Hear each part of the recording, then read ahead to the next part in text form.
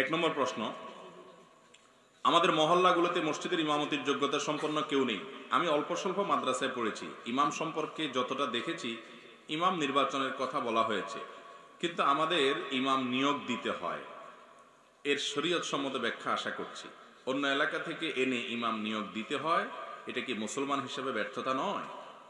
খুবই গুরুত্বপূর্ণ একটি প্রশ্ন। ইমাম কি নিয়োগ দিবেন না নির্বাচন করবেন?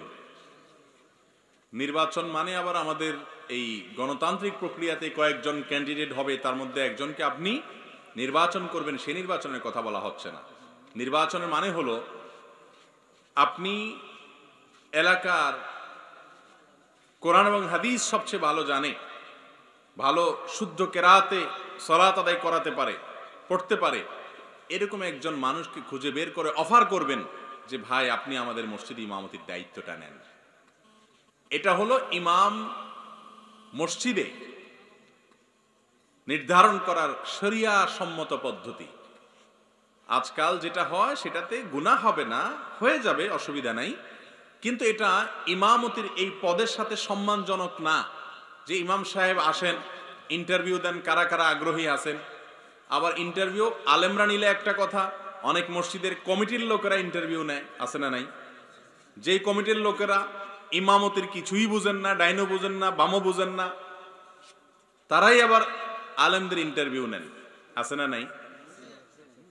আবার এই ইন্টারভিউর পরে যখন নিয়োগ হয়, এরপরে আবার ইমাম সাহেবকে গোলামের মতো ডাইনে আর বামে শুধু ঘুরাইতে থাকে আর উঠবস করাইতে থাকে, আছে না নাই?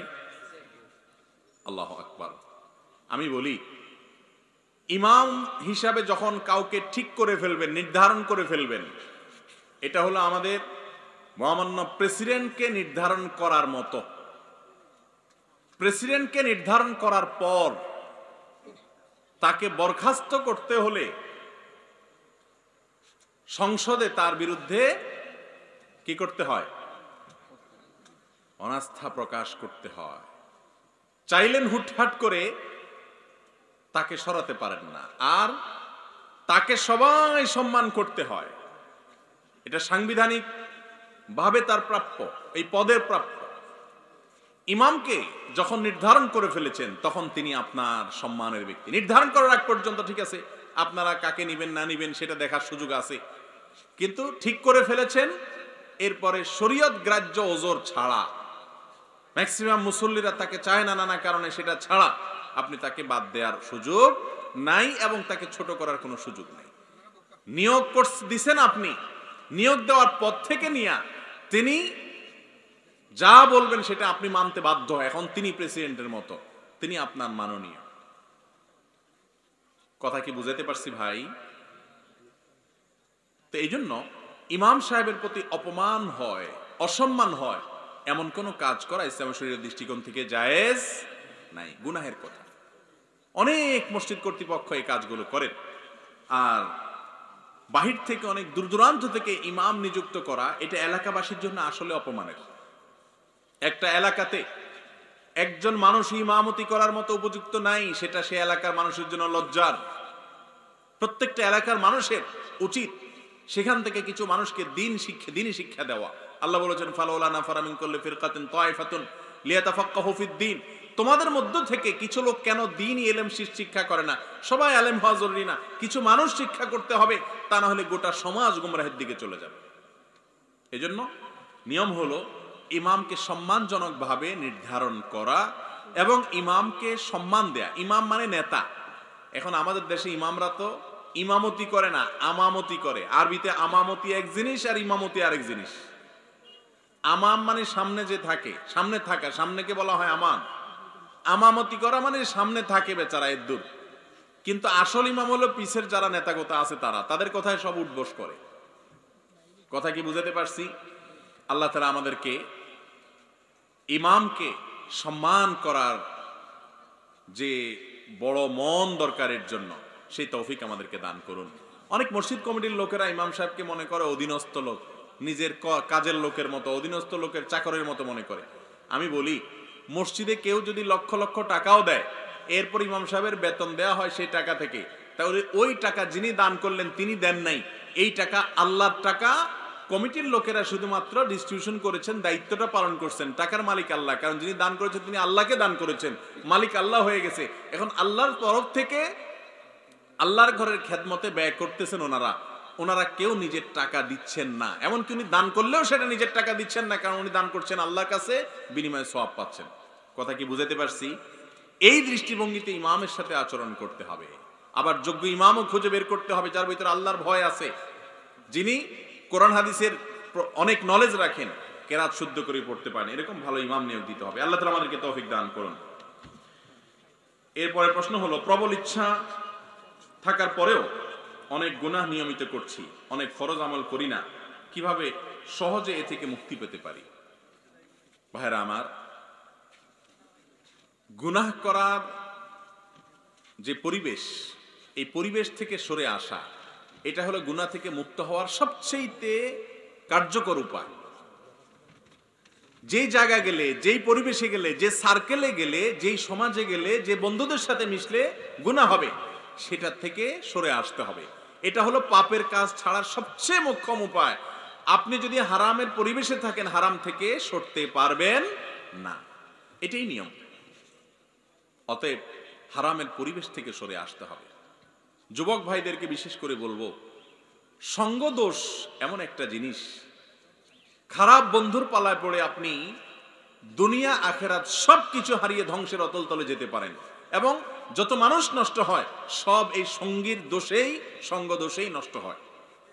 এই জন্য আল্লাহ বলেছেন, ইয়া আইয়ুহাল্লাযীনা আমানুত্তাকুল্লাহ ওয়া কুনু মা'আস সাদিকিন, হে ঈমানদারগণ তাকওয়া অর্জন করো, গুনাহমুক্ত জীবন গড়ো, আর এটার জন্য ওয়া কুনু মা'আস সাদিকিন, যারা সত্যবাদী, নেককার, ঈমানদার, আমলদার সে মানুষগুলোর সাথে থাকে। গুনাহমুক্ত জীবন গড়তে চান তাহলে নেককারদের সার্কেল মেনটেন করতে হবে। খুঁজে খুঁজে দেখেন কোন লোকগুলো গুনাহ থেকে বাঁচার জন্য ছটফট করে, কারা হারাম থেকে বাঁচার জন্য চেষ্টা করে, কারা ন্যায়ের পথে চলে।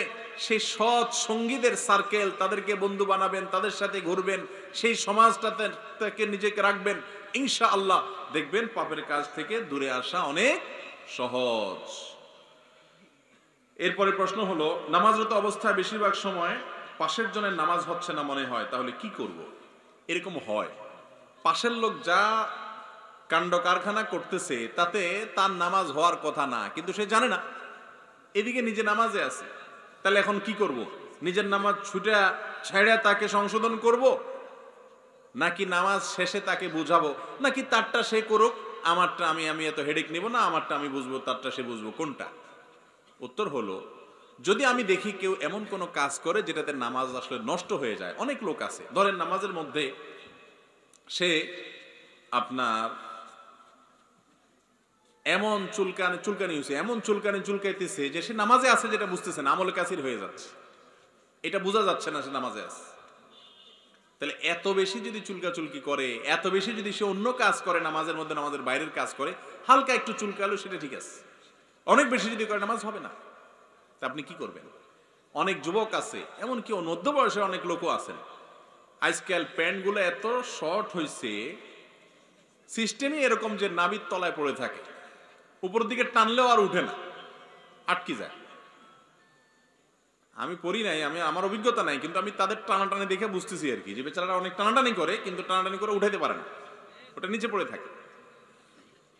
আবার দিকে গেঞ্জিও ছোট বা শার্টও ছোট, যখন রুকুতে চলে যায় তো শার্ট উপর দিকে সরে যায় রুকুর টানের চোটে, আর প্যান্ট টানের চোটে নিচের দিকে চলে যায়, মাঝখান থেকে তার কোমরের অংশ বের হয়ে যায়। আছে না নাই? নামাজ হবে? নাভির নিচের অংশ যদি খুলে যায়, খোলা থাকে, পুরো রুকু ধরে ধরেন খোলা থাকলো, নামাজ হবে? নামাজ হবে না। এখন আপনার পাশেই এক লোক, আপনার সামনের কাতারে এক লোক এই কাম করতেছে, আপনি কি করবেন? বেশিরভাগ মানুষ আমরা দুনিয়ার ক্ষেত্রে স্বার্থপর, ধর্মের ক্ষেত্রেও স্বার্থপর। আমরা আজকাল সবাই সেলফিস্ট, নিজের স্বার্থ ছাড়া কিচ্ছু বুঝি না, বাকি সব জাহান্নামে যাক, গোল্লা যাক, আমার দেখার দরকার নেই। এই মানসিকতা কখনো কোনো মুসলমানের হতে পারে না। আদর্শ মুসলমান নিজেরটা ভাববে, আশপাশের লোকদেরটাও ভাববে, সবার উপকার করার চেষ্টা করবে। আদ-দীনু আন-নাসীহা, দিন মানেই হলো অন্যের কল্যাণ কামনা করা, বুখারীর হাদিস। কথা কি বুঝাতে পারছি ভাই? এই জন্য নামাজের মধ্যে আপনি যদি দেখেন আপনার সামনের কাতারের কেউ, আপনার ডানে বামের কেউ ভুল করছে। অনেকে অজু করে আসে, শীতের দিন তো অজু হয় আমাদের 5G গতিতে, আর গরমের দিনে অজুখানা থেকে উঠেই না, 3 জায়গা 5 ধোয়, শীতল পানি দেয়। আর শীতের দিনে ওরে বাবারে ওরে মানে কোনো রকম একটু দিয়েই 4G 5G গতিতে অজু করে চলে যাচ্ছে। মানে গতি বেশি হওয়ার কারণে দেখা যায় যে কোনুর এখানে শুকনা, কানের গোড়ায় শুকনা আছে না নাই। অথচ নবী করিম সাল্লাল্লাহু আলাইহি সাল্লাম বলেছেন ওয়াইলুল আকাব মিনান নার, পায়ের গিরা গোড়ালি এগুলা শুকনা থাকে অনেক সময়, খবরদার এগুলাকে জাহান্নামের আগুন থেকে বাঁচাবা, এগুলো যেন শুকনা না থাকে। নবীজি আরো বলেছেন অজুর অঙ্গগুলো যে ভালো করে ধোয় কিয়ামতের দিন সেগুলো জল করে জলে, অতএব ভালো করে ধোবা। এখন শীতের দিনে আসলে অনেকে এই কাজগুলো করতে পারে না। আপনি দেখতেছেন বেচারা অজু করে আসতেছে, মসজিদে দিয়ে ঢুকতেছে, কেউ তার হাত শুকনা, এদিকে শুকনা।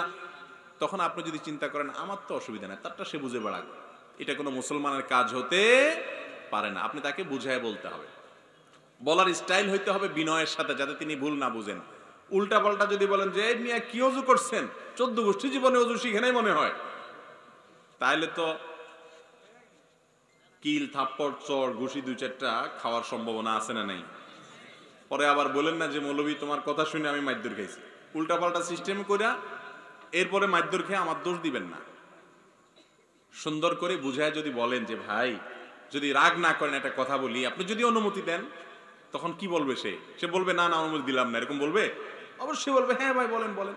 তখন যদি সুন্দর করে বলেন ভাই আপনার হাতের এই জায়গাটা শুকনা রয়ে গেছে তো অজু হবে না এর কারণে, তা আপনি আবার কষ্ট করে শুধু এই জায়গাটা একটু ধুই নিয়ে আসলে হবে। সে কি নারাজ হবে না খুশি হবে? ইনশাআল্লাহ খুশি হবে। প্যান্টটা সরে গেছে, মাঝখানে ফাঁকা হয়ে গেছে, সতর খুলে গেছে নামাজের মধ্যে, আপনি যদি তারে বলেন যে ভাই এভাবে তো আসলে নামাজ হয় না, তাহলে সে নারাজ হবে না। যদি দেখেন যে এমন একটা কাজ একে এটা বুঝাতে গেলে বিব্রতকর পরিস্থিতির মধ্যে পড়তে হবে, সে লজ্জা পায়া ভুল বুঝতে পারে, তাহলে সিস্টেম ভিন্ন। যেমন আমি একবার ঢাকা একটা হাসপাতালে একটা কাজে গেছিলাম রোগী নিয়ে, তো পাশে এক মসজিদে জোহরের সালাত আদায় করতে গেছি। যাইয়া দেখে আমার পাশে যে লোক দাঁড়াইছে, এই বেচারা কি পরিমাণ সিগারেট খাইছে সে জানে আর তার আল্লাহ জানে, মুখের গন্ধে আমার নাড়ি ভুড়ি সব মনে হয় যে বের হয়ে আসবে অবস্থা। কতক্ষণ নিঃশ্বাস আটকে রাখা যায়, অনেক মারাত্মক গন্ধ, আবার দিকে গায়ে ঘামের গন্ধে বাজে একটা অবস্থা। মানে নামাজ না থাকলে আমি পালায়া দৌড় দিতাম। বহুত কষ্টে ফরজ সালাতটা শেষ করে সালাম ফিরে চিন্তা করলাম এরে যদি আমি এটা বলতে যাই, সে মনে করবে যে হুজুর মানুষ বাপসাপ ধরতে আসছে, আমি গরিব মানুষ, আমার গামের গন্ধ ওনার কষ্ট হয়েছে, উল্টা বুঝবে হয়তো। এই জন্য তাড়াতাড়ি করে খাতা কলম বের করে, পকেটে একটা কাগজ আর কলম বের করে লিখলাম, ভাই নবীজি সাল্লাল্লাহু আলাইহি সাল্লাম কাঁচা পেঁয়াজ খেয়ে মসজিদে আসতে নিষেধ করছেন, কারণ তিনি বলেছেন তাতাআজ্জাল মালাইকাতু বিমা ইয়াতাআজ্জা বিহি বনু আদম, মানুষের যেসব জিনিসে কষ্ট হয় ফেরেশতাদেরও সেগুলোতে কষ্ট হয়, দুর্গন্ধে মানুষের কষ্ট হয় ফেরেশতাদের কষ্ট হয়। এই জন্য মসজিদে আসার আগে কাঁচা পেঁয়াজ খেয়ে আসবো না, মুখের গন্ধ থাকে, ফেরেশতার কষ্ট হয়। আপনার গায়ে অনেক গন্ধ পাই, একটু আতর টাতর রাখবেন, একটু চেষ্টা করবেন গন্ধ দূর করার, মুখটা পরিষ্কার করে আসবেন যাতে গন্ধ না হয়, না হলে আল্লাহর ফেরেশতারা কষ্ট পায়, মানুষও কষ্ট পায়, আপনার গুনাহ হবে। সুন্দর করে লিখে সে যখন 1 রাকাত পরে সেজদায় গেছে, তার পাশে সেজদার তলে রেখে আমি আইজো দৌড় কাইলো দৌড়, যে পরে সে দেখে নিবে, তার কাজও হয়ে যাবে আর আমার পিঠও বাইসে গেল, টেনশন নেই। তো মোট কথা হলো, আপনি যদি কোনো মানুষকে সংশোধন করতে চান, বোঝাতে চান, রাস্তা অনেক আছে। আর যদি আপনি বলেন না ইয়া নফসি আমারটা আমার তারটা সে দেখুক, তো এটা কোনো মুসলমানের কাজ না, এটা স্বার্থপরের কাজ। কথা কি বুঝাতে পারছি? অতএব যদি কেউ আশেপাশে সালাত আদায় করতে গিয়ে ভুল ভাল কিছু করে, তাহলে সেক্ষেত্রে তাকে যথাসম্ভব বুঝাই দিবেন এবং সংশোধন করবেন। আল্লাহ আমাদের তৌফিক দান করুন। এরপরে আরেকটা প্রশ্ন হলো, আমাদের গ্রামে এই জায়গায় 2টি ও সব মিলিয়ে 4-5টি ওয়াজ মাহফিলে দ্বীনি নাসিহা দেয়া হয়, কিন্তু আমাদের মসজিদগুলো খালি পড়ে থাকে কেন? আহা, এই প্রশ্নটা শুধু এই ভাইয়ের না, এই প্রশ্নটা হাজারো মানুষের, আমাদের সকলের। এত ওয়াজ হয় কিন্তু মসজিদে মুসল্লি বাড়ে না কেন? এর অনেক কারণের ভিতরে একটা কারণ এটাও যে আমাদের ওয়াজগুলো বেশিরভাগ হয় কানসুক করা ওয়াজ। আমরা ওয়াজ শুনি মজা পাওয়ার জন্য, ওয়াজ করে মজা পাওয়ার জন্য, জমানোর জন্য।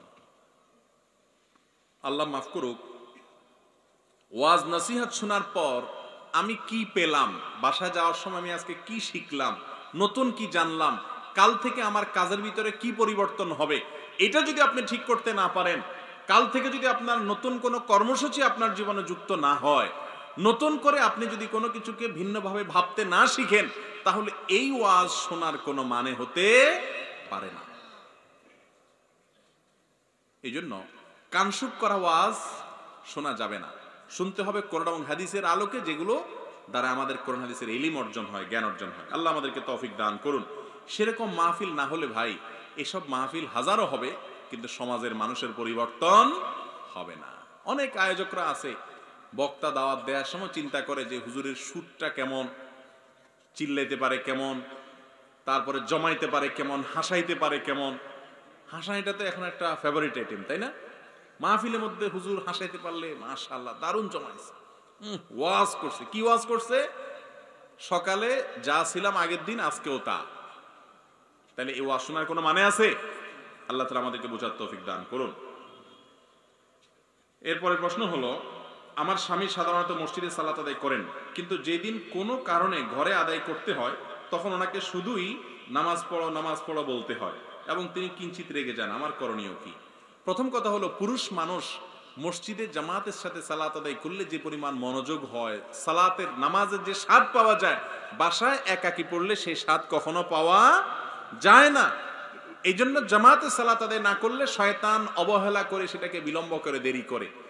একজন স্ত্রীর কর্তব্য হলো স্বামীকে আদরে, সোহাগে, স্নেহে, দাবিতে, মায়া দিয়া, মমতা দিয়া, মৃদু অভিমান দিয়া বিভিন্নভাবে তাকে সালাত সময় মতো আদায় করার জন্য সহযোগিতা করা। এরপরও যদি স্বামী কপাল পোড়া হয়, অযথা রেগে যায়, তাহলে স্ত্রী নিজের দায়িত্ব পালন করেছেন, আল্লাহর কাছে তার কোনো দায় থাকবে না। এরপরে প্রশ্ন হলো, ইখতিলাফি বিষয়গুলো নিয়ে ভিন্ন মতের আলেমদেরকে কটাক্ষ করা, তুচ্ছ-তাচ্ছিল্য করা, বিভিন্ন ট্যাগ লাগানো, চ্যালেঞ্জ করা ইত্যাদি কাজ সম্পর্কে ইসলাম কি বলে? এগুলো কি জায়েজ? আমরা সাধারণ জনগণের কি করা উচিত? ভাইরা আমার, এক একজনে এক এক রকমের আমল করলেন। উভয় রকমের আমলের কথা হাদিসে যদি থাকে তো ইনশাআল্লাহ উভয়ের আমল দিয়ে জান্নাতে যেতে পারবেন, সে আশা করা যায়।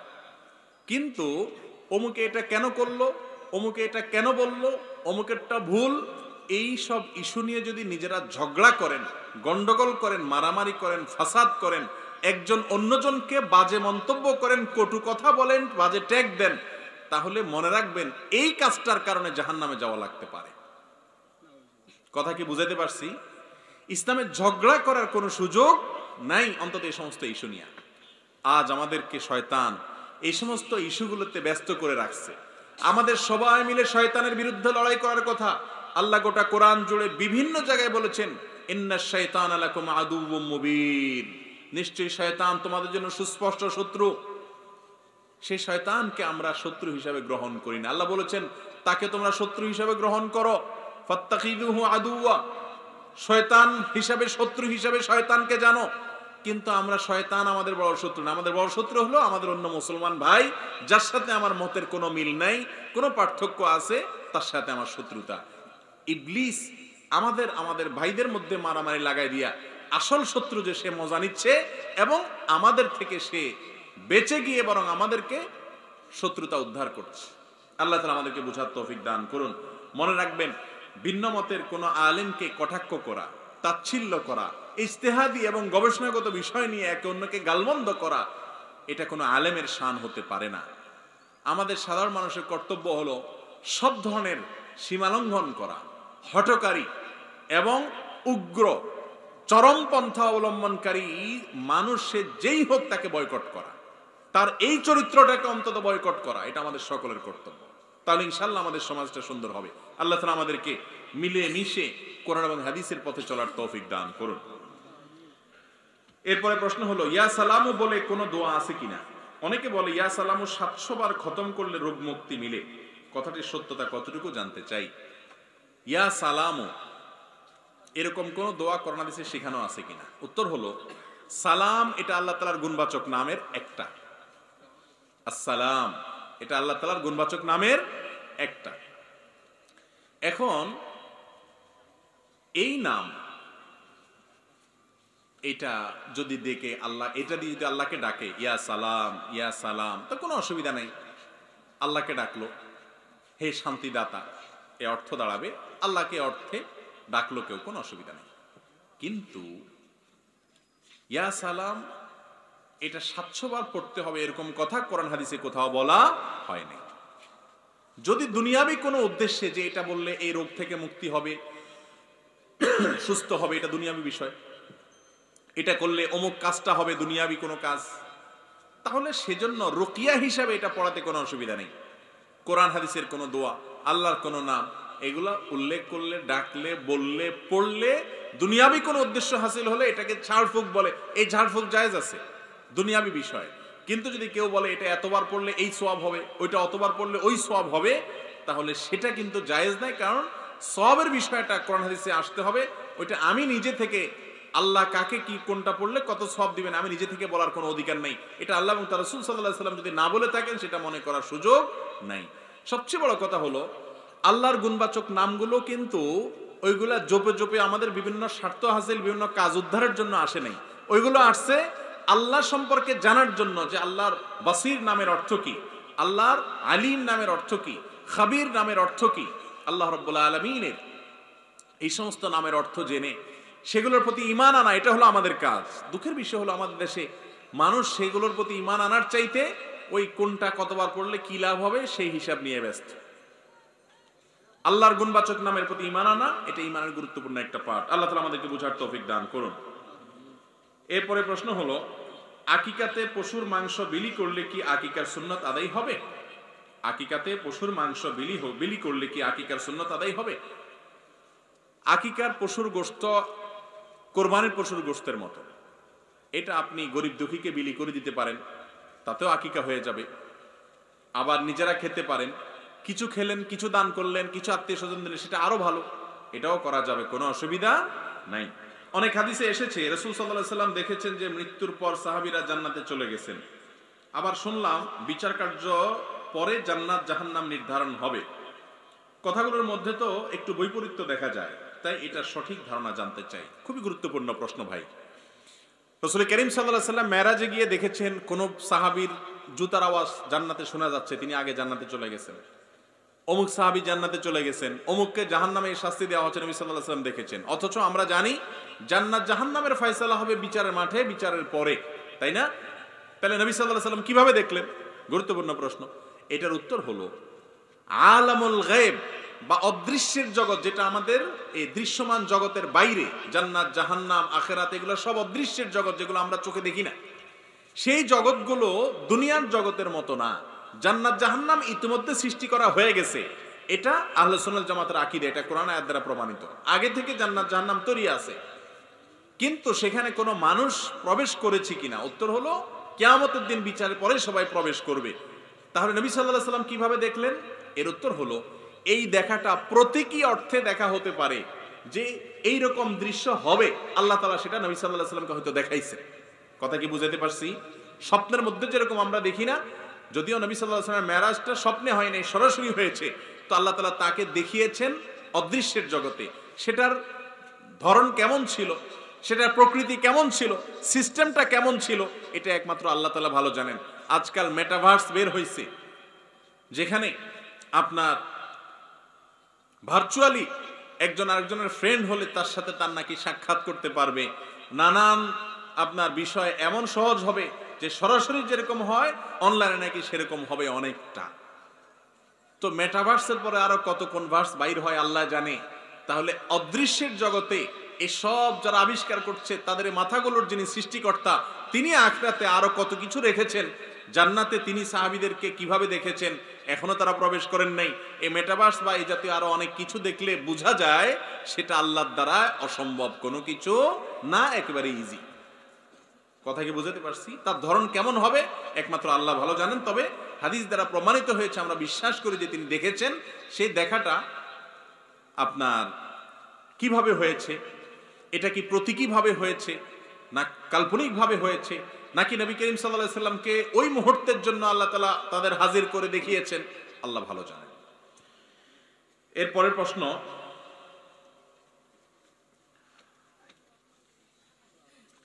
ওযুর পরে কালিমায়ে শাহাদাত পাঠের সময় আঙ্গুল দ্বারা পশ্চিম দিকে ইশারা করতে হবে কিনা, সঠিক নিয়মটা জানতে চাই। ওযুর পরে কালিমায়ে শাহাদাত পাঠ করার ব্যাপারে হাদিসে নির্দেশনা আছে, আশহাদু আল্লা ইলাহা ইল্লাল্লাহ ওয়া আশহাদু আন্না মুহাম্মাদান আবদুহু ওয়া রাসূলুহু ওয়া আশহাদু আন্না মুহাম্মাদার রাসূলুল্লাহ। আপনি কালিমায়ে শাহাদাত পড়বেন, কিন্তু আঙ্গুল উঠাবেন কিনা পশ্চিম দিকে,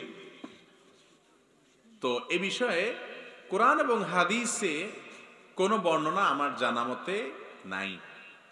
বিশুদ্ধ বা সাব্যস্ত হয়েছে কোন হাদিস দ্বারা এরকম কিছু আমি পাই নাই, বরং ইসলাম ওয়েব, মার্কাজুল ফতোয়া সব বিভিন্ন বিশ্ববিখ্যাত ফতোয়ার ওয়েবসাইটে ঘাটাঘাটি করে এর আগে আমি বিভিন্ন সময় বিভিন্ন জায়গায় দেখেছি যে সম্পর্কে ওলামায়ে কেরাম মুফতিগণ অনেকেই মন্তব্য করেছেন যে এই বিষয়ে নবী করিম সাল্লাল্লাহু আলাইহি ওয়াসাল্লাম থেকে কোনো কিছু সাবিত হয় না, সালাফ থেকেও সাবিত হয় না যে ওযুর পরে কিবলার দিকে আঙ্গুল দিতে হবে, আশহাদু আল্লা ইলাহা ইল্লাল্লাহ পাঠ করতে হবে, এটা ভিন্ন বিষয়।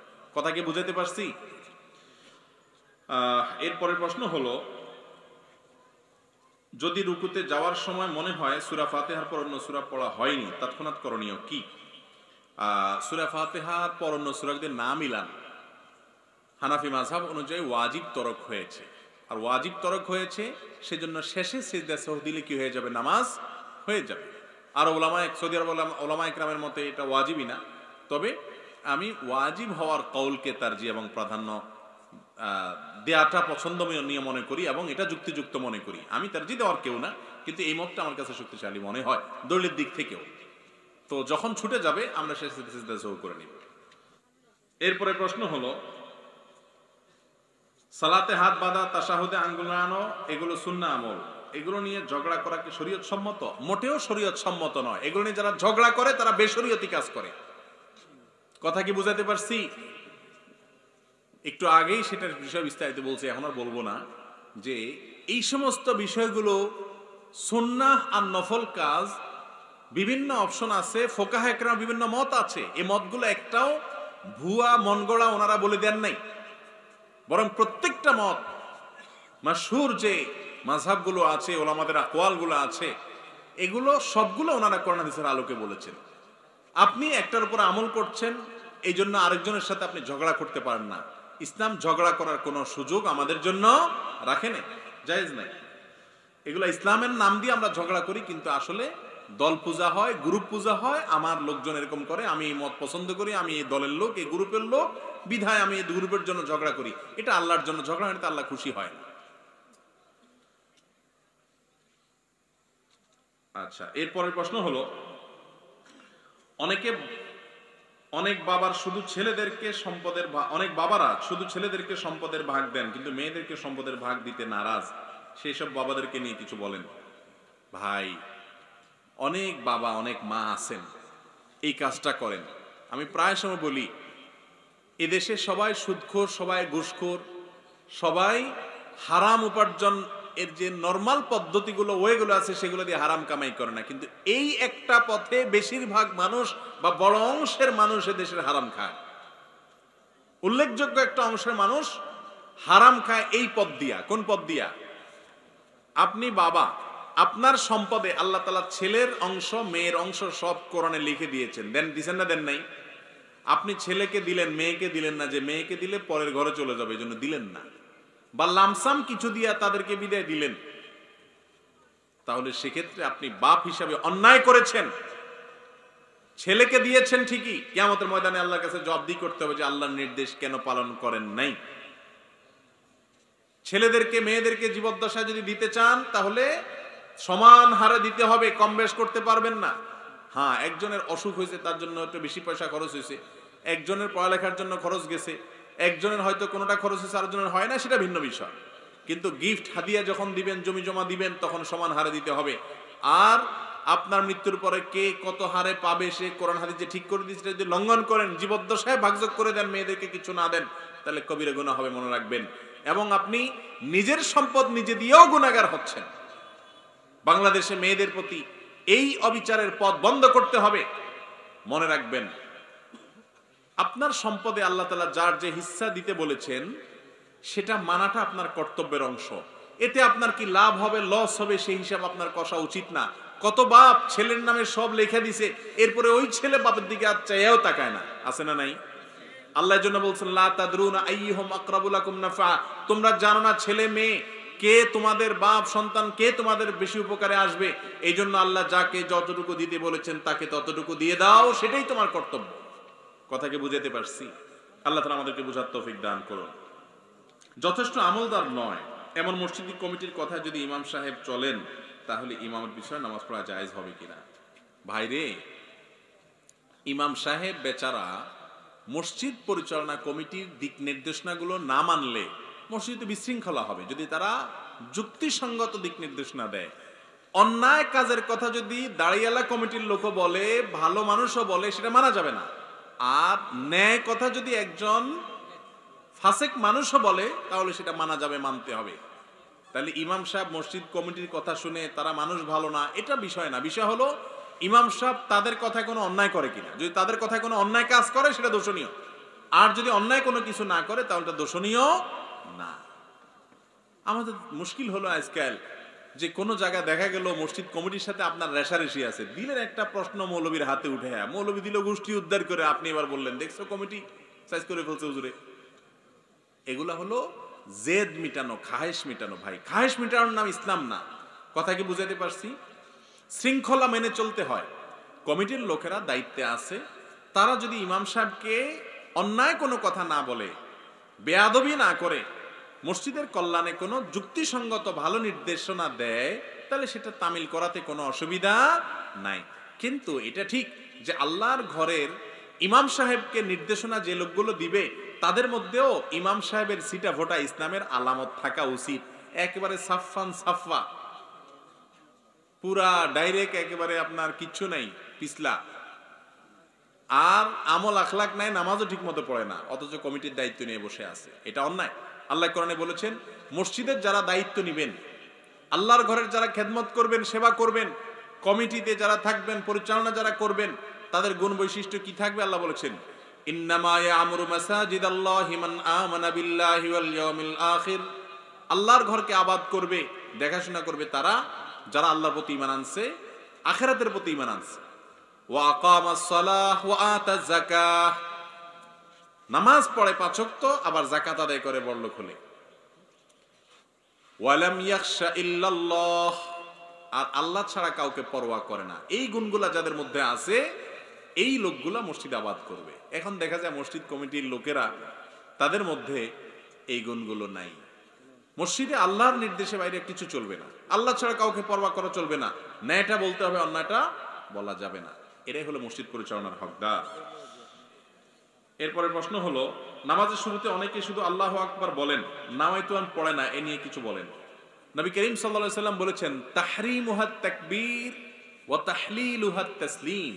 নামাজ শুরু হয় আল্লাহু আকবার দিয়া, শেষ হয় আসসালামু আলাইকুম ওয়া রাহমাতুল্লাহ দিয়া। তাহলে নাওয়াইতু আন কোথা থেকে আসলো? নবীজি সাল্লাল্লাহু আলাইহি সাল্লাম বলতেছেন নামাজ শুরু হয় কি দিয়া? আল্লাহু আকবার দিয়া। তাহলে বোঝা গেল আল্লাহু আকবার দিয়ে তাকবীর নামাজ শুরু করতে হবে। নামাইতুয়ান বগদাদি কায়দায় পড়ছি আমরা ছোটবেলায়, আপনারা পড়ছেন, আমরাও পড়ছি, কিন্তু এটার অস্তিত্ব কোরআন হাদিসে পরে দেখলাম খুঁজা কোথাও নাই। পরগাছা। আচ্ছা, নিয়ত ছাড়া তো কোনো আমল আল্লাহর কাছে গ্রহণযোগ্য হবে না। ইন্নামাল আমালু বিন্নিয়াত, নিশ্চয় সমস্ত কাজ নিয়তের উপর নির্ভর করে। নিয়ত না থাকলে নামাজও হবে না। কিন্তু নিয়ত মানে এই না যে মুখে নাওয়াইতুয়ান পড়বেন। নিয়ত মানে হলো আপনার অন্তরে কি থাকবে, কি করতেছেন সেই ইচ্ছাটা থাকবে। কথা কি বুঝাতে পারছি ভাই? এখন আসেন, আপনি বলতেছেন আমি নাওয়াইতুয়ান পড়তেছি, মানে আরবিতে বলতেছি আল্লাহ আমি নিয়ত করতেছি আমি নামাজ পড়ব। আচ্ছা, আপনি যখন কাউকে 10 টাকা দান করেন তখন কি আপনি বলেন নাওয়াইতু আন 10 টাকা দান করলাম? এরকম করে নিয়ত করেন আপনারা? তাহলে সেই ইবাদত আল্লাহর কাছে কেমনে কবুল হয়? আরে ভাই, আপনি দিচ্ছেন, আপনার মনে মনে ইচ্ছা আছে, আল্লাহকে খুশি করার জন্য দিচ্ছেন, বাস নিয়ত হয়ে গেছে। নিয়ত মানে মনের ইচ্ছা। নিয়ত মানে কি? একজনে বলে যে ভাই আগামী বছর হজে যাওয়ার নিয়ত করছি। এই যে কেমনে সে নিয়ত করলো? সে তো নাওয়াইতু আন পড়ে নাই, সে তো বলে নাই নাওয়াইতু আগামী বছর হজে যাব, সে তো এরকম বলে নাই। তারপরও বলতেছে নিয়ত করছে, নিয়ত হয়ে গেছে। মানে কি? মনে ইচ্ছা করছি আমি, মনে ইচ্ছা করছেন, সেটাই কি হয়ে গেছে? নিয়ত হয়ে গেছে। আপনি নামাজে দাঁড়াইছেন, কোন নামাজে দাঁড়াচ্ছেন আপনার মনে মনে ইচ্ছা আছে, আপনার মাথায় আছে, বাস নিয়ত হয়ে গেছে। মুখে উচ্চারণ করার নির্দেশ কোরআন হাদিসে আসে না। ইবাদত কোরআন হাদিসে যেভাবে আসছে আল্লাহ রাসূল সাল্লাল্লাহু আলাইহি ওয়াসাল্লাম সেভাবে করতে হবে। ইবাদত মন গড়া পদ্ধতিতে করলে হবে না। এরপরে প্রশ্ন হলো, আকিকার গোশত কি মা বাবা খেতে পারবে? মা বাবা একটু বাড়ায়া খাবে। কথা বুঝাতে পারছি? আশ্চর্য কথা। ছেলে হইছে বেচারার, কষ্ট করে ছেলে জন্ম দিচ্ছে, বাপে মায়ে গর্ভধারণ করছে, খুশির ছোটে আকিকার গোশত খাবে, সপ্তম দিনে সবাই মিলে তারা না খায় থাকবে, এটা কোনো কথা হলো? অনেকে প্রশ্ন করে। আমি বলি ভাই, বাপ মা আর একটু বাড়ায় খাবে। অন্যরা 2 টুকরা খেলে, তারা 3 টুকরা খাবে, কারণ এরা বাপ মা, ওই বাচ্চার খুশিতে তারা বেশি আনন্দিত, আরো বেশি খাবে তারা। খোলাসা কথা হলো, আকিকার গোশত বাপ মা খেতে পারবে, কোনো অসুবিধা নাই। আমাদের দেশে কিছু কিছু মাসালা বাইর হয়েছে, আমার সন্দেহ হয়, আল্লাহ মাফ করুক, এই মাসালাগুলো কোনো উদ্দেশ্যমূলকভাবে কেউ সমাজে চালু করছে কিনা। ধরেন হয়তো বাপ মা গোশত না খাইলে কারোর ভাগে বেশি পড়বে, সেই জন্য মাসালা বানাইছে কিনা যে আকিকার গোশত বাপ মা খাইতে পারে না, আল্লাহ জানে। কিন্তু এটা ভুল মাসালা, বাপ মা খাইতে কোনো অসুবিধা নাই। এরপর আরেকটা প্রশ্ন করছেন, আকিকার গোশত বন্টন করা উত্তম নাকি সিন্নি করা উত্তম? আকিকার গোশত খাওয়া উত্তম, খাবেন, দান করবেন, আত্মীয় স্বজনকে দিবেন। কিন্তু আপনি সব গরিব দুঃখীকে দিলেও আকিকা হয়ে যাবে, সুন্নাহ এটা না। সুন্নাহ হলো এটা নিজেরা খাওয়া, আত্মীয় স্বজন, গরিব দুঃখী, আশপাশ পাড়াপতি সবার একটু একটু করে দাও। কিন্তু আকিকার অনুষ্ঠান করবেন না, খবরদার। আকিকার অনুষ্ঠান হয় না আমাদের দেশে, চাঁদাবাজির অনুষ্ঠান। কিসের অনুষ্ঠান ভাই? চাঁদাবাজির অনুষ্ঠান। আমি সব সময় বলি, ভাই রে, ডাকাতি করার সময় একটা ছুরি হাতে রাখে অথবা একটা পিস্তল হাতে রাখে, আর এই আকিকার অনুষ্ঠান, বিয়ের অনুষ্ঠানে চেয়ার টেবিল নিয়ে ডাকাতরা বসে। দুইটাই ডাকাত, কারণ চোর তো লুকায় নেয়, তাই না? আর প্রকাশ্যে দে ভাই দে, দিয়ে যা, এটা হলো ডাকাতি, তাই না? তো রাস্তার ডাকাতে অস্ত্র দিয়ে নেয়, আর আপনি চেয়ার টেবিল দিয়ে নিচ্ছেন, খাতা কলম নিয়ে বসছেন। পার্থক্য এটা, এটাও ডাকাতি একরকম। কেন ডাকাতি বলতেছি? কারণ এটা একটা সিস্টেম করছে, এত নোংরা একটা সিস্টেম। বিশেষ করে বিয়ের অনুষ্ঠান বা এই জাতীয় অনুষ্ঠানগুলো দেখা যায়, ঢুকার সময় চেয়ার টেবিল নিয়ে বসে থাকে। ভাই ঢুকতেছেন, আগে পয়সা দিয়ে তারপর ভিতরে যান। রান্না কি হয়েছে না হয়েছে, স্বাদ হয়েছে না হয়েছে, কয় আইটেম আছে না আছে, এসব পরে, আপনি আগে দিয়ে তারপরে যান। আরে বাবা, হোটেল আলাদা চাইতে তো খারাপ। হোটেল আলাদা তো আগে খাওয়ায় খাইছেন, দিলটা জুড়াইছে, এরপরে বিল দেন ভাই, তাই না? আরে বেটা, এমন ছেঁচড়া, এমন ছোট লোকের ছোট লোক যে খাওয়ার তো পরের কথা, ঢুকার সময় আগে টাকা দিয়ে যান, তারপর ভিতরে ঢুকেন। যুবকরা প্রতিজ্ঞা করেন, আপনাদের বিয়েতে এই সমস্ত ভিক্ষাবৃত্তি হবে না ইনশাআল্লাহ। নিয়ত করতে পারবেন তো ইনশাআল্লাহ? আমাদের বিয়েতে এই সমস্ত ভিক্ষাবৃত্তি আমরা করতে দেব না। যুবকরা প্রস্তুত আছেন তো ইনশাআল্লাহ? বিয়ের দাওয়াত নামায় লেখা দিবেন যে বিবাহ একটি ধর্মীয় এবং সামাজিক অনুষ্ঠান, অলিমা। এটা একটা সুন্নত অনুষ্ঠান, একটা ইবাদতের কাজ। আপনি এসে অলিমা গ্রহণ করে খেয়ে আমাদের জন্য দোয়া করে গেলেই চলবে। অনুগ্রহ করে কোনো পুরস্কার আনবেন না, কোনো হাদিয়া আনবেন না। এটা লেখার মতো কলিজা আছে যুবকের?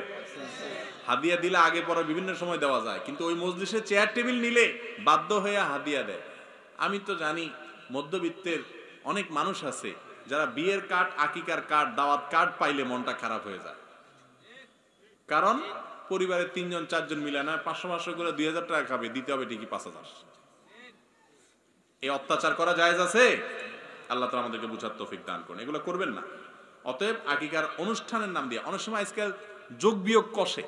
আমি দেখছি অনেক জায়গায় যোগ বিয়োগ কষে যে আমাদের 100 মানুষের অ্যারেঞ্জ করলে মোট কত খরচ হবে, গড়ে একজনের 2000 করে দিলে কত আসবে, তাতে আমাদের লাভ কত থাকবে। এটা একটা ব্যবসা ভাই। এসব ধান্দা না করে হোটেল খুলে বসে, হোটেল খুলে বসে। এই সামাজিক অনাচারগুলোর বিরুদ্ধে আমাদেরকে কথা বলতে হবে। বিয়ে উপলক্ষে মেয়ের বাপের গলায় এভাবে ছুরি দিয়ে খাওয়া, নাম বরযাত্রী, আমি বলি বদযাত্রী। একদিন ঢাকার হাতির ঝিলে যাচ্ছিলাম, তো 2 মেয়ে আমার সামনে দিয়ে যাচ্ছে, একজন আরেকজনের বলতেছে, খুব রসায়া রসায়া মজা করে করে বলতেছে। আমি পিছন দিয়ে হাঁটে হাঁটে যাচ্ছি, কানে আসতেছে, বলতেছে যে হুজুরে কইছে একেবারে বদযাত্রী দিছে, একেবারে এইসব খাওয়ান না গোষ্ঠীরে। মেয়ে জন্ম দিয়া বাপে মনে হয় দোষ করে ফেলছে, 200-300 খাদক একসাথে খাইতে আসে, হুজুর একবার দিছে গোষ্ঠী করে বদযাত্রী। আমি কিন্তু 2-4 কদম পিছনে। আমি কি আল্লাহ রে, মুখটা ঘুরাইলেই তো আমার দেখে ফেলবো, এরা দেখে নাই, সামনে দিয়ে চলে গেছে। তো যাই হোক, এই সমস্ত অনাচার, এগুলোর কারণে অনেক মানুষ কষ্টে আছে, অনেক মানুষের প্রতি অবিচার হয়। যুবক, এই অবিচারগুলো করবেন না ইনশাআল্লাহ, ঠিক আছে না? আমাদের মসজিদের ছোট ছোট ছেলেদেরকে নামাজের সময় দেখলে অনেক মুরব্বীদের জ্বালা বেড়ে যায়, আসলে কি তাই? আল্লাহ, এটা তো, এটার বিরুদ্ধে, এই ব্যাপারে অনেক জায়গায় আমি বলছি, কিন্তু আপনাদের এখানে সমস্যা আছে।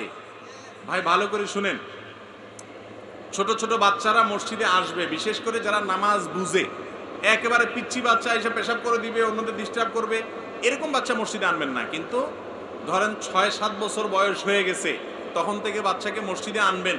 একটু যদি দুষ্টামি করে, চাচারা মুরব্বীরা ভালো করে শুনে রাখেন, সেই দুষ্টামি হজম করতে হবে, জিদ দেখাইলে গুনাহ হবে। আজকের বাচ্চা আগামী দিনের মুসল্লি, আজকের বাচ্চা আগামী দিনের মুসল্লি। এই ছেলেকে মসজিদে আসছে দেখে আপনি চকলেট দিবেন, বাহবা দিবেন, মাশাআল্লাহ নামাজ পড়তে হবে। আপনি যদি তারে ধমক দেন, সে মনে করবে বাবারে, খেলনার জন্য যাই, স্কুলে যাই, বাজারে যাই, দোকানে যাই, সব দোকানে গেলে দোকানদার কত সুন্দর পামপট্টি দিয়ে ধরে, বাবা এটা নিবা, এটা নাও, ঠিক না? ঠিক। তারপরে যাইয়া স্যাররা কত আদর করে আজকাল পড়ায়, মাধ্যমের দিন আছে, মসজিদে আসলে দেখি শুধু গেউ গেউ করে। তাহলে মসজিদের প্রতি এই বাচ্চাটা বীতশ্রদ্ধ ভাব হয়ে যাবে না? এটা জায়েজ নাই। মুরব্বীরা ভালো করে শুনে রাখেন, খুব কান কড়া করে শুনে রাখেন। রাসূল করিম সাল্লাল্লাহু আলাইহি সাল্লামের ঘাড়ে, কাঁধে উনি সেজদায় গেছেন, আর ওনার নাতি উঠে বসছে, ঘোড়ার উপরে বসছে। নবী করিম সাল্লাল্লাহু আলাইহি সাল্লাম সেজদা থেকে একটুও নড়াচড়া করে বা জোর করে তাদেরকে নামান নাই। যতক্ষণ তার বসতে মনে চাইছে ঘোড়ার উপরে, সে বসছে, তার খায়েশ মিটাইছে, এরপরে সে নামছে। তারপর নবী করিম সাল্লাল্লাহু আলাইহি ওয়াসাল্লাম মাথা উঠাইছেন, ধৈর্য ধারণ করছেন। কোন হাদিসে পাওয়া যায় না যে নামাজের পর নবী করিম সাল্লাল্লাহু আলাইহি ওয়াসাল্লাম ফাতেমা রাদিয়াল্লাহু তাআলাকে ডেকে বলছেন, হ্যাঁ তুমি এই নাতিকে, আমার নাতিকে সামলাও না কেন, আমার নামাজের মধ্যে কাঁধে উঠছে, ধরে রাখো না কেন? এই কথা যদি বলেন নাই, বোঝা গেছে বাচ্চারা নামাজের মধ্যে একটু আধটু ডিস্টার্ব করলে এটা হজম করার মতো কলিজা থাকা লাগবে। অনেক চাচারা আছে, আপনারা এটা খেয়াল করেন না। এই যা সব কোত্থেকে আসছে, অনেকে আছে যে বাচ্চারে যে লোকে আনছে, ওই বাচ্চার বাপরে এমন ধমকায় বাচ্চার সামনে, বাচ্চা চিন্তা করে, হায় রে, আমার বাপে মনে হয় আমার এনে চুরিদারির মতো অপরাধ করে ফেলছে। এগুলো খুব গর্হিত কাজ। হ্যাঁ, অনেক বেশি ছোট বাচ্চা এনে যারা ডিস্টার্ব করে, তাদেরকে ডাইকা আলাদা, বাপরে ডাইকা, বাচ্চার সামনে না, আলাদা করে বুঝাই দিবেন, ভাই এত ছোট বাচ্চা আনবেন না, এতে মসজিদে অন্যদের নামাজের ডিস্টার্ব হয়, সেও তো নামাজের কিছু বুঝে না, আরেকটু পরে আনেন, আর আনলেও কাছে রাখেন, একটু নিয়ন্ত্রণ করেন, বাপকে আলাদা নসিহত করেন, ঠিক আছে, কিন্তু উল্টাপাল্টা করবে, একটু দৌড়াদৌড়ি করবে, আপনার হাঁটাহাঁটি করবে, এইটুক হজম করতে হবে। এটাই শরীয়তের নির্দেশ, এটা আপনার জন্য পরীক্ষা। সব জায়গায় গেউ করলে হবে না। মুরব্বীরা অনেকে আছেন, আল্লাহ মাফ করুক, মুরব্বীরা না, মধ্য বয়সের অনেকে আছেন যে বাসায়তে আসলে কোথাও কোনো মাতবরি সর্দারি চলে না। বেশি কথা বললে বুড়ি কয়, চুপ, তোমার এত কিসের কথা? ছেলেকে, আব্বা আপনার বয়স হয়েছে, আপনি কথা বেশি বলেন। মেয়ে বলে, আব্বা আপনি এত কথা বলেন। তো আয়েশা মাতবরিটা মসজিদেই খালি করে। এটা করা উচিত না, এগুলো গুনাহের কথা। বাবারা, বয়স হয়ে গেছে, হাদিসের নির্দেশ শুনবেন, বাচ্চাদেরকে মসজিদে আসতে দিতে হবে। আরে বাচ্চারা মসজিদে আসলে আরো পুরস্কার দিবেন, বেশি করে উৎসাহ দিবেন। একটু আধটু ডিস্টার্ব করবে, সবর করবেন, আর বেশি ডিস্টার্ব করবে, বাপরে ডাইকা বুঝাবেন যে বাচ্চারা আশেপাশে রাখো, ধরে রাখো। জি। এরপরে প্রশ্ন হলো, আমি একটা মেয়ের সাথে প্রেমের সম্পর্কে আছি বিয়ের উদ্দেশ্যে, আমি প্রায় সময় নামাজের মধ্যে তার জন্য দোয়া করি, আমার দোয়া আল্লাহ তাআলা কবুল করবেন কিনা? ভাই, বিবাহ বহির্ভূত সম্পর্ক হারাম। হারাম কাজের জন্য দোয়া করলে দোয়া কবুল হওয়া না হওয়ার প্রশ্ন তো পরের কথা, সাথে সাথে একটা গুনাহ লেখা হবে আমলনামায়। হ্যাঁ, আপনি যদি বিয়ের জন্য দোয়া করেন, আল্লাহ তার সাথে যেন আমার বিয়ে হয়ে যায়, তাহলে সেক্ষেত্রে এই দোয়া হারাম দোয়া না, কিন্তু রিলেশন রেখে, হারাম সম্পর্ক রেখে দোয়া করতে পারেন না। যুবক ভাইরা, আপনাদের চরিত্রকে ধ্বংস করার জন্য, এই শব্দগুলোকে ইজি করার জন্য অনেক নতুন নতুন শব্দ আমদানি করা হয়েছে। রিলেশন, ক্রাশ, আমি কি ক্রাশ না, ওটা বাঁশ, কারণ আপনার আমল ধ্বংস হয়ে যাচ্ছে, আখিরাত ধ্বংস হয়ে যাচ্ছে। ভাইরে, কিসের ক্রাশ? আল্লাহর গজব যখন নাজিল হবে তখন বুঝবেন ক্রাশ না বাঁশ। আল্লাহ তাআলা আমাদেরকে বোঝার তৌফিক দান করুন। একটা কথা মনে রাখবেন, আল্লাহ তাআলা যুবক হিসাবে সৃষ্টি করেছেন। কোনো না কোনো মেয়ের সাথে আল্লাহর বিয়ে হয়তো আল্লাহ তাআলা আপনার নসিবে লিখে রেখেছেন। আগে ভাগে সময়ের আগে থেকে উসফুস করবেন, 2 নম্বর পথে হারাম মজা নিতে যাবেন, হালাল স্বাদ এবং মজা থেকে আল্লাহ তাআলা মাহরুম করে দিবেন, ওখানে স্বাদ পাবেন না। মনে রাখবেন, এই যৌবনকাল এটাকে যদি অন্যায় পথে ব্যয় করে নষ্ট করে দেন, তাহলে আসল জায়গায় স্ত্রীর সাথে ভালোবাসা, হৃদ্যতা, আসল মজা, হালাল যে আনন্দ হবে, সেই আনন্দের জায়গাটাতে আপনি আনন্দ পাবেন না। কারণ আগে থেকে আপনি হারাম আনন্দ করে আপনার আনন্দের যে আকর্ষণ সেটা নষ্ট করে ফেলেছেন। কথা কি বুঝাতে পারছি? শয়তানের সবচেয়ে বড় অস্ত্র যুবকদের জন্য এটা। এই নারীর ফাঁদ দিয়ে মহিলাদের রূপ লাবণ্যের ছলনায় নিজেদেরকে তারা ধ্বংস করে দেয়। অবশ্যই এগুলো খেয়াল রাখতে হবে।